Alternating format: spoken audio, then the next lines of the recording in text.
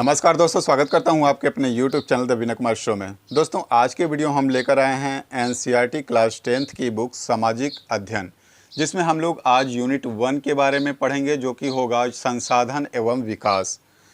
संसाधन एवं विकास यूनिट 1 में जितने भी इम्पोर्टेंट पॉइंट्स दिए गए होंगे, उन सारे चीज़ों के बारे में हम डिस्कस करेंगे।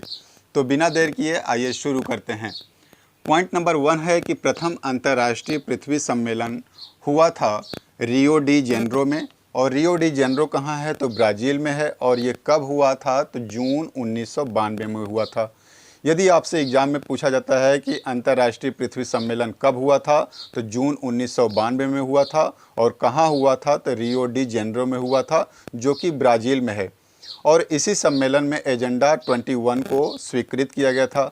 अब ये एजेंडा 21 क्या है? तो एजेंडा 21 एक कार्यसूची है, जिसमें विश्व सहयोग द्वारा पर्यावरणीय क्षति, गरीबी और रोगों से निपटना है। यही एजेंडा 21 है। इसके बाद जो पॉइंट दिया हुआ है, मृदाओं का वर्गीकरण है। यानी इसमें हम लोग देखते हैं कि जो मृदा अर्थात जो मिट्टी है, कितने प्रकार की होती है। जलोढ़ मिट्टी है, काली मिट्टी है, लेटराइट मिट्टी है आदि। इन मिट्टियों के बारे में हम लोग अध्ययन करते हैं इस लेसन में। तो यहाँ पे जो पहला प्रकार दिया गया है, जलोढ़ मृदा है। मृदा को मिट्टी भी बोल सकते हैं, जलोढ़ मृदा, या इसको हम दोमट मिट्टी या कछारी मिट्टी के भी नाम से जानते हैं। जो जलोढ़ मृदा है वो भारत में लगभग 43% भूभाग पर पाई जाती है। और संपूर्ण उत्तरी मैदान जलोढ़ मृदा से बना है। यानी जलोढ़ मृदा से ही संपूर्ण जो उत्तरी मैदान है वो इसी से बना हुआ है। और यह मृदाएं हिमालय की 3 नदी तंत्रों अर्थात सिंधु नदी, गंगा नदी और ब्रह्मपुत्र नदियों द्वारा लाए गए निक्षेपों से बनी है। अर्थात जब हिमालय से ये नदियां चलती हैं, जिसमें सिंधु, गंगा, ब्रह्मपुत्र हैं, तो ये अपने साथ कंकड़ पत्थर, महीन कण और गाद लेकर आती हैं, जिससे यहाँ पर ये जलोढ़ मिट्टी बनती है। पूर्वी तटीय मैदान खासकर महानदी, गोदावरी, कृष्णा, कावेरी नदियों के डेल्टे भी जलोढ़ मिट्टी से बने हैं। जलोढ़ मृदा में रेत, सिल्ट, मृत्तिका पाए जाते हैं।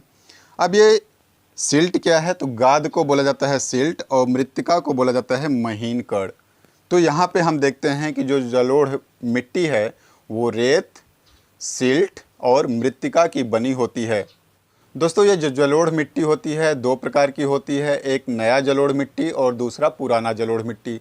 नए जलोढ़ मिट्टी को खादर बोला जाता है और पुराने जलोढ़ मिट्टी को बांगर बोला जाता है। अर्थात इस प्रकार से हम देखते हैं कि जो जलोढ़ मिट्टी है 2 प्रकार की हो जाती है, खादर और बांगर। यह मिट्टी बहुत ही उपजाऊ होती है और इस मिट्टी में पोटास, फास्फोरस और चूना भरपूर मात्रा में पाया जाता है। पोटास, फास्फोरस और चूना भरपूर मात्रा में पाए जाने के कारण इस प्रकार की मिट्टी में गन्ने, चावल, गेहूं और दलहन की फसलें उगाई जाती हैं। दूसरी प्रकार की मिट्टी काली मिट्टी है। अब यह काली मिट्टी क्यों? क्योंकि इसका जो रंग होता है वो काला होता है, इसलिए इसको काली मिट्टी कही जाती है। इसके अलावा इसको रेगर मिट्टी या काली कपास मिट्टी भी कही जाती है। काली मिट्टी कपास की खेती के लिए उपयुक्त होती है, इसलिए इसको काली कपास मिट्टी के नाम से भी जाना जाता है। काली मिट्टी दक्कन पठार अर्थात बेसाल्ट क्षेत्र के उत्तर पश्चिमी भागों में पाई जाती है और यह लावाजनक शैलों से बनी है। दक्कन पठार पर लावा चट्टान के टूटने से यह मिट्टी का निर्माण होता है। यह महाराष्ट्र, मालवा, मध्य प्रदेश, छत्तीसगढ़ के पठार पर पाई जाती है और दक्षिण पूर्वी दिशा में गोदावरी और कृष्णा नदियों तक फैली है। इस मिट्टी में कैल्शियम कार्बोनेट, मैग्नीशियम, पोटास और चूने जैसे पौष्टिक तत्व पाए जाते हैं। ध्यान रखिएगा, इसमें कौन कौन सी तत्व पाए जाते हैं? तो कैल्शियम कार्बोनेट, मैग्नीशियम, पोटास और चूना, ऐसे पौष्टिक तत्व इसमें पाए जाते हैं। हाँ, इसमें फास्फोरस की जो मात्रा होती है वो कम होती है। फास्फोरस की मात्रा कम होती है। काली मिट्टी बहुत ही महीन कणों अर्थात मृत्तिका की बनी होती है। यह चूँकि इसमें पानी सोखने की क्षमता होती है, इसलिए गर्म और शुष्क मौसम में इन मृदाओं में, इन मिट्टियों में गहरी दरारें पड़ जाती है। जो काली मिट्टी होती है उसमें एक गुण होता है कि पानी यह सोखती है, और यही कारण है कि जब गर्मी पड़ती है तो इन मिट्टियों में गहरी दरार पड़ जाती है। इसके बाद हमारा नेक्स्ट टाइप है लाल और पीली मृदा, अर्थात लाल और पीली मिट्टी। लाल मृदा दक्कन पठार के पूर्वी और दक्षिणी हिस्से में रवेदार आग्नेय चट्टानों पर कम वर्षा वाले भागों में विकसित हुई। ध्यान रखिएगा, दक्कन पठार के पूर्वी और दक्षिणी हिस्से में रवेदार आग्नेय चट्टानों पर कम वर्षा वाले भागों में यह विकसित हुई थी। अब ये आग्नेय चट्टान के बारे में तो आप जानते हैं कि आग्नेय चट्टान वह चट्टान होती है जो पृथ्वी की सतह से लावा के जम जाने से जिसका निर्माण होता है, वही आग्नेय चट्टान होती है। तो दक्कन पठार के इन्हीं क्षेत्रों में लाल और पीली मिट्टी पाई जाती है।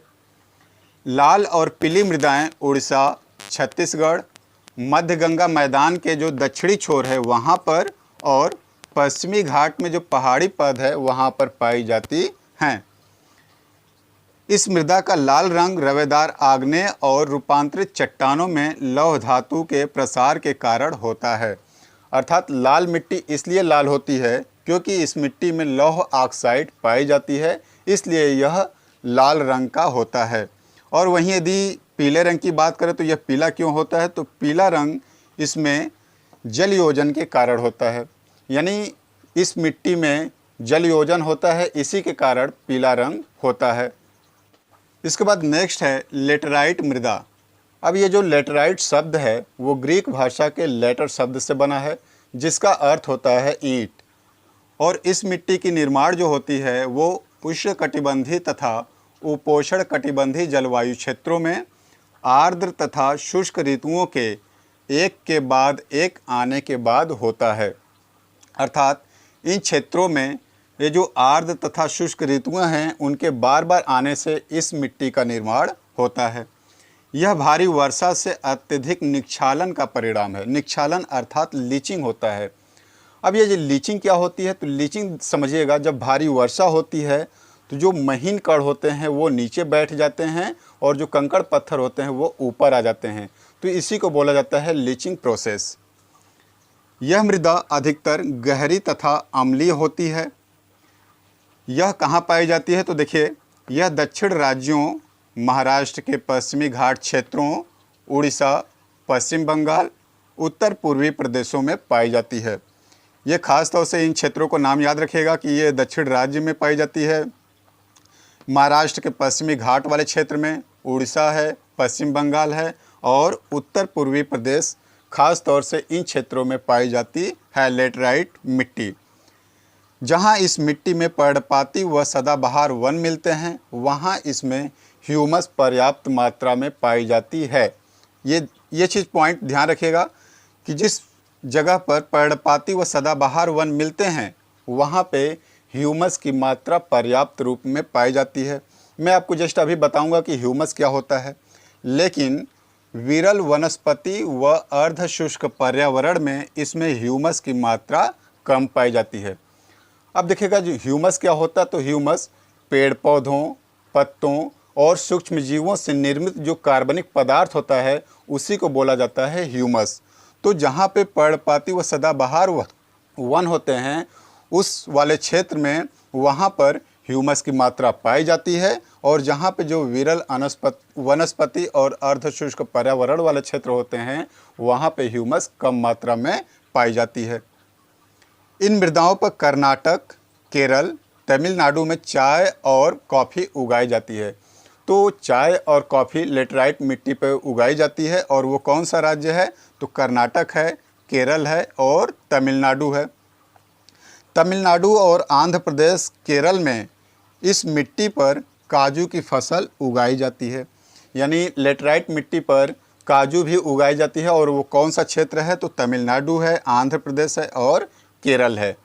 इसके बाद मरुस्थलीय मिट्टी है। मरुस्थलीय मिट्टी का जो रंग है वो लाल और भूरा होता है। ध्यान रखिएगा, मरुस्थलीय मिट्टी का रंग लाल और भूरा होता है, और यह मिट्टी रेतीली और लवड़ी होती है।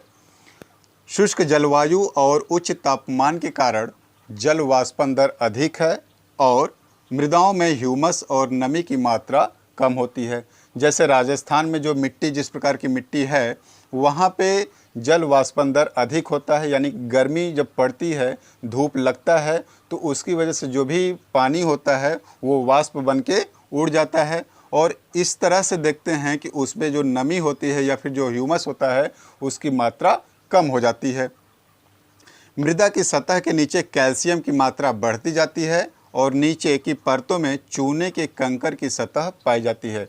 यानी जैसे जैसे मिट्टी के नीचे जाते हैं वैसे वैसे आपको कैल्शियम की मात्रा बढ़ती हुई दिखती है और नीचे की परतों में देखने को हमें मिलता है कि चूने के कंकर वहाँ पर पाए जाते हैं। ओके, ये था हमारा मरुस्थलीय मिट्टी। इसके बाद जो नेक्स्ट पॉइंट है मिट्टी का वो है वन मृदा अर्थात वन मिट्टी। इस प्रकार की जो मिट्टी है वो पहाड़ी व पर्वतीय क्षेत्रों में पाई जाती है जहाँ पर्याप्त वर्षा वन उपलब्ध है। यहाँ पे वन मृदा से ही स्पष्ट होता है कि इस प्रकार की जो मिट्टी है वो पहाड़ी व पर्वतीय क्षेत्रों में ही पाई जाएगी जहाँ पे कि वर्षा वन उपलब्ध हैं। नदी घाटियों में ये मृदाएं दोमट व सिल्टदार होती हैं। किस प्रकार की ये मिट्टियाँ होती हैं? तो दोमट व सिल्टदार होती हैं। ये था दोस्तों मिट्टी के प्रकार कि कितने प्रकार के यहाँ पे मिट्टी इस लेसन में बताए गए थे। इसके बाद नेक्स्ट पॉइंट बनता है कि मृदा अपरदन के कारण क्या क्या हैं। तो मृदा के अपरदन के कारण में जो पॉइंट नेक्स्ट इसमें मिला था वो था कि जो भूमि जोतने योग्य नहीं है उसे उत्खात भूमि या बैड लैंड कही जाती है। यानी जो भूमि जोतने योग्य नहीं है, जिस पे कृषि नहीं की जा सकती, उस भूमि को उत्खात भूमि या बैड लैंड कही जाती है। चंबल बेसिन में ऐसी भूमि को खड्ड भूमि या रैविन कही जाती है। इसके बाद देखते हैं कि चादर अपरदन क्या होता है। तो चादर अपरदन मृदा जल में घुलकर ऊपरी ढलान से नीचे की ओर बहती है। अर्थात जो मिट्टी होती है ऊपरी ढलान से नीचे की ओर जब बहती है तो उस टाइप के जो अपरदन है उसे चादर अपरदन कहते हैं। और एक अपरदन है पवन अपरदन। पवन द्वारा मैदान मृदा को उड़ा ले जाती है। यानी जो हवाएं होती हैं वो मिट्टियों को जब उड़ा ले जाती हैं तो इस प्रकार का जो अपरदन है वो कहलाता है पवन अपरदन। नेक्स्ट पॉइंट है कि सोपान या सीढ़ीदार कृषि। अब ये सोपान या सीढ़ीदार कृषि कहाँ पे विकसित है? तो ज़्यादातर आपका पश्चिमी व मध्य हिमालय में काफ़ी रूप से विकसित है सीढ़ीदार कृषि। तो दोस्तों आज के इस फर्स्ट यूनिट अर्थात संसाधन एवं विकास में बस इतना ही। मिलते हैं अगले वीडियो में एक नए टॉपिक के साथ। तब तक के लिए हमें इजाज़त दीजिए अपने दोस्त विनय को। नमस्कार।